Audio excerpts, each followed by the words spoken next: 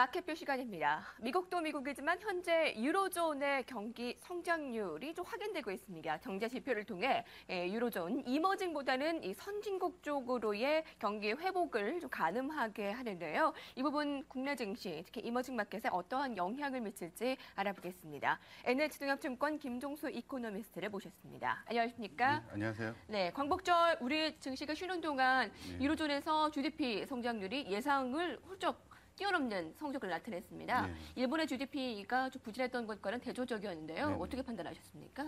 예, 뭐 이미 알려진 것처럼 2분기 GDP가 전기비로 0.4% 성장을 해서 7분기 만에 플러스 성장을 나타냈습니다. 유로 그 2분기 GDP는 이제 독일과 프랑스 이 주요국이 주도를 했는데요. 그러나 여전히 그 이탈리아나 스페인 이 재정 위기 국가들은 계속 경기 침체에서 좀 벗어나지 못하는 좀 그런 모습이었습니다.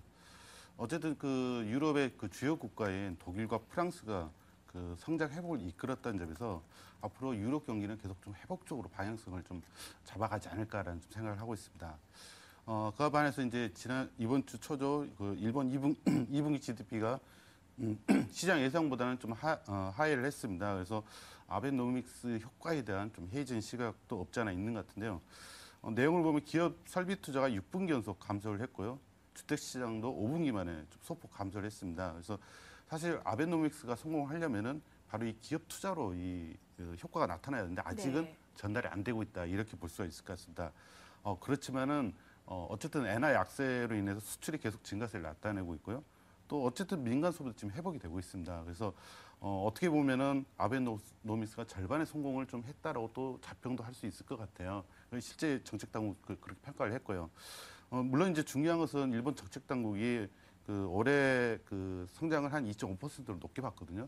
근데 2분기 GDP는 좀 그렇게 보기는 좀 어렵지 않냐 정도지만은 어쨌든 일본도 수출과 어떤 내수 회복에 힘입어서 경기 회복이 지속 가능하다는 걸 보여준 것 같고요. 그렇게 본다면은 지금 미국에 이어서 이제 일본, 그다음에 유럽까지 이제 경기가 회복되고 있습니다. 그래서 선진국 경기 회복이 이제 점차 눈으로 확인되는 네. 게 아닌가 그렇게 봅니다. 일본도 긍정적으로 파악을 해주시는 것 같은데요. 분명히 뭐 실패한 부분, 아베노믹스가 실패하는 것이냐라는 의문에도 불구하고 지금 엔화 약세에 일본에서의 자국의 수출은 증가하고 지금 민간 소비가 늘어나기 때문에 절반의 성공이다. 물론 이 기업의 투자까지 이어져야 되는 숙제는 남아 있습니다. 이제 일본과 미국, 이 유럽까지 경제 회복이 좀 가시화되고 있는데요.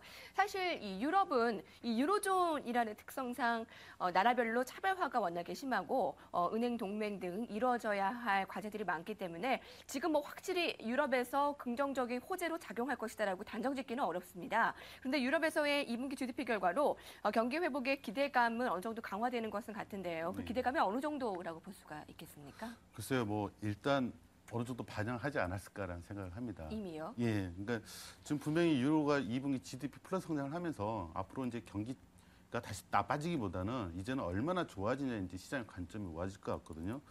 일단은 지금 7월 제조업 지수도 그렇고 다음 주에 나올 그 8월 제조업 PMI도 지금 기준치 계속 상회할 것 같습니다.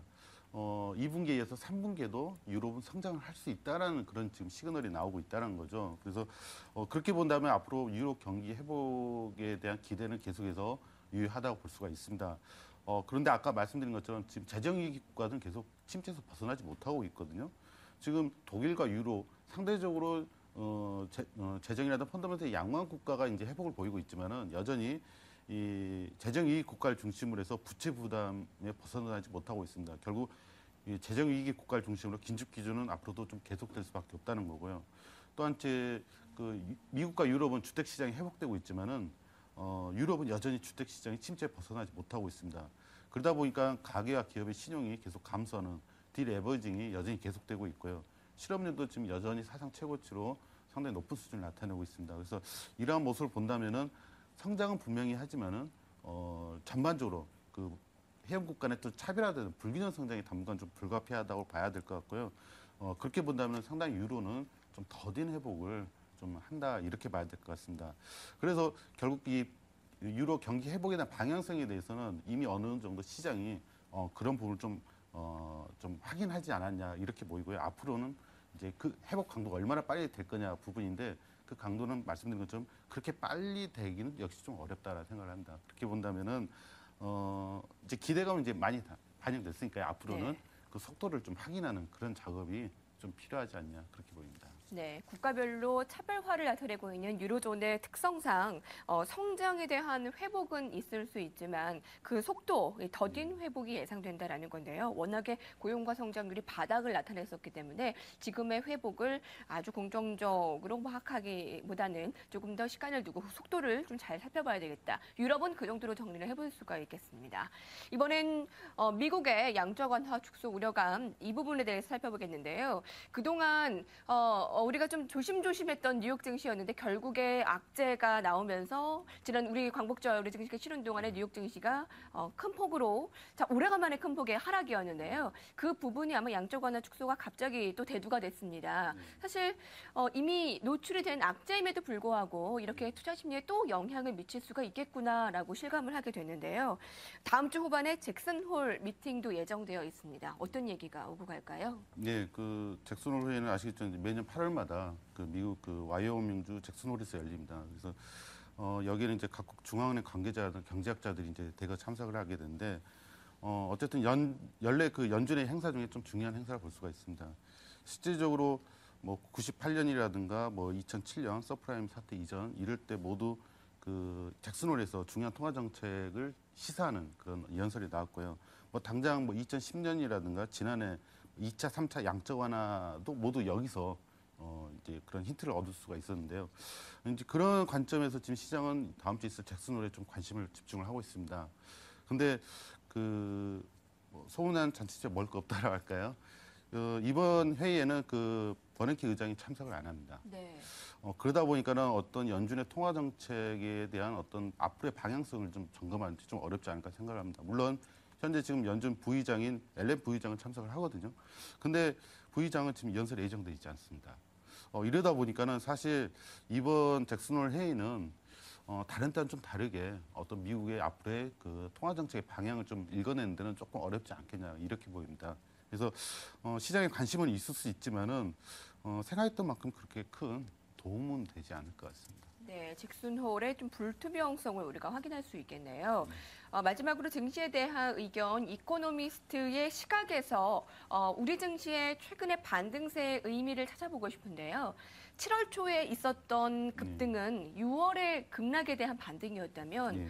8월 지금 이 최근에 나왔던 상승을 좀 펀더멘털적으로 좀 좋게 네. 얘기를 하는 측면도 있더라고요. 네. 실제로 그렇습니까? 예, 맞습니다.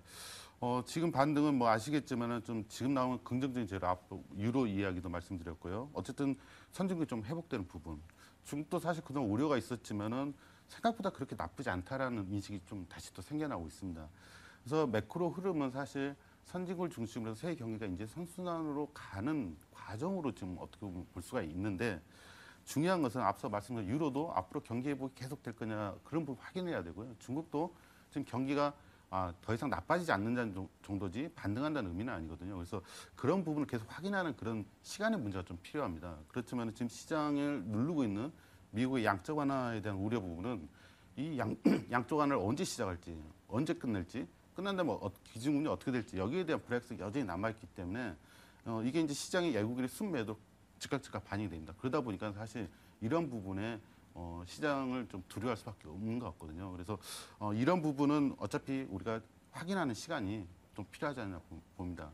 단지 이제 매크로 관점에서 본다면은 앞서 말씀드린 것처럼 그 전반적으로 세계 경제 흐름이 네. 이제 좋아진 선수로 가기 때문에 이런 걸 빌미로 해서 시장이 좀 힘들어질 때 좀 중장기적으로 매수 관점에서 좀 접근하는 그런 네. 국면도 투자 전략도 한번 고려해 봐야 되지 않을까 생각을 하고 있습니다. 네. 이코노미스트의 시각으로 현재 상황을 점검해보고 전략도 세워봤습니다. NH농협증권 김종수 이코노미스트와 함께했습니다. 고맙습니다. 감사합니다.